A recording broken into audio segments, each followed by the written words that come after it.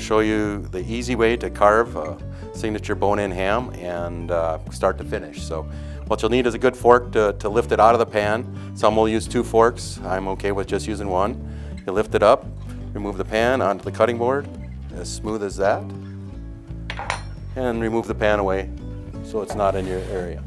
As you can see, there's a bone in the ham on this side. You want to stay to the right side of the bone, or maybe on the left side, but stay to the right side of the bone. It's a bigger portion of the ham. We're going to make this boneless as much as possible.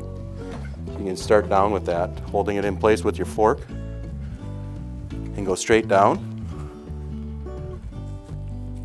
and stay to one side.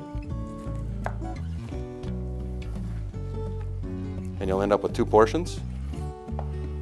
One will have a bone in it, as you can see, and the other side, this should all be boneless. And if you don't like working with a chunk this big, this can also be cut down in half again. So you come straight down in half.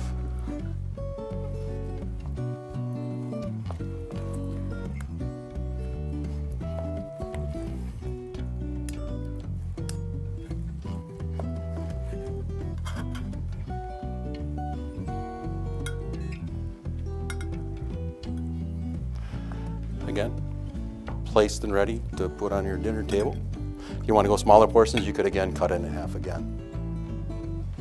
And the final piece with the bone. A lot of people use this part as part of the ham soup, the ham bone. But if you need it, again, if you follow the bone around this side and the bone around that side, will give you some easy and nice cooking slices also. So again, you follow to one side of the bone, and this side will be boneless, as well as follow on the other side of the bone. And the rest should pretty much be bone and a little bit of ham pieces for soup.